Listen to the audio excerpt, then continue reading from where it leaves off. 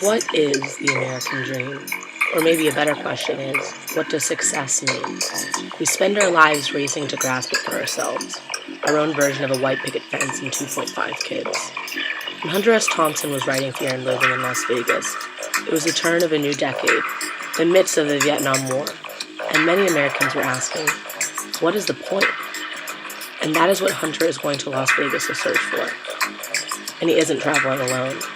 Along with his explosive lawyer, Dr. Gonzo, he's got a long list of psychoactive drugs.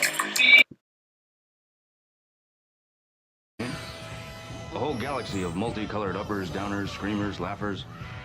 Also a quarter tequila, quarter rum, case of beer, pint of raw ether, 24 amyl.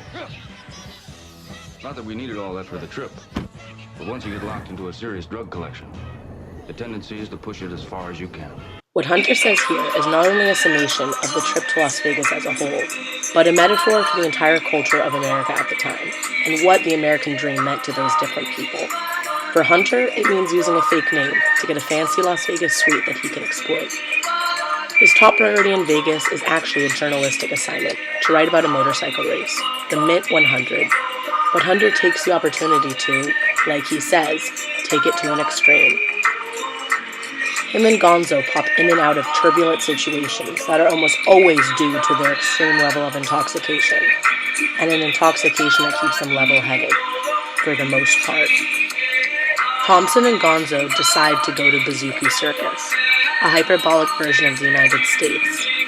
The giddy tourists are brainless, and the Bazooka workers take advantage of this, just as the capitalism in America feeds on the unquestioning consumers. Thompson and Gonzo are extremely uncomfortable, and suddenly, their drugs hit and they are in the midst of it. The sadness, the desperation, the hunger for a thing that doesn't really matter. Gonzo can't handle the realization of the truth, and panicking, they both leave for the hotel. It is the idea of the cycle of liberation. Gonzo has woken up, and now everything he thought he knew is foreign to him. His first reaction is to kill himself. Take away the misery by dropping a cassette player with his favorite song into the tub with him. When Thompson refuses to let this happen to Gonzo, he goes from hopeless to angry. His inability to acknowledge his discovery turns the aggression towards himself onto others. Gonzo goes through the rest of the movie assaulting, deceiving, and harassing others, while Thompson, on the sideline, begins to come to realizations of his own. Finally, one morning, Thompson awakes from his own extreme drug binge and comes to the same conclusion as Gonzo. Their idea of success is completely skewed. But instead of reacting with aggression, he questions why it has to be like this. When I came to, the general back alley ambience of the suite was so rotten, so incredibly foul. How long had I been lying there? All these signs of violence. What had happened? There was evidence in this room of excessive consumption of almost every type of drug known to civilized man since 1544 AD.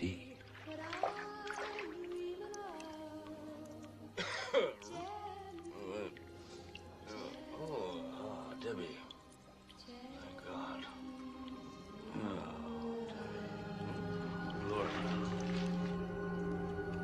What kind of addict would need all these coconut husks and crushed honeydew rinds? Would the presence of junkies account for all these uneaten French fries? These puddles of glazed ketchup on the bureau? Maybe so. But then why all this booze? And these crude, pornographic photos smeared with mustard that had dried to a hard yellow crust? These were not the hoofprints of your normal God-fearing junkie. It was too savage. Too aggressive. Put your hands where I can see them. Hark, what? Jesus God, man. Huh?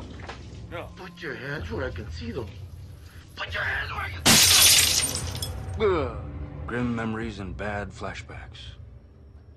Get a grip. Maintain. Ugh. Grim memories and bad flashbacks. Get a grip. Maintain. How many nights and weird mornings had this shit been going on? Ultimately, Thompson comes to the realization that we buy, consume, get high to take away the pain of our reality. Consumerism allows us to buy instead of feel our emotions, and that is what Thompson warns against. He warns against excess. He warns against everything that America is known for. And although at first it's a fun, psychedelic trip through Las Vegas, maybe Hunter was trying to make a commentary, a criticism on the state of America at the time. He is posing the ultimate question of, what is the point of all this?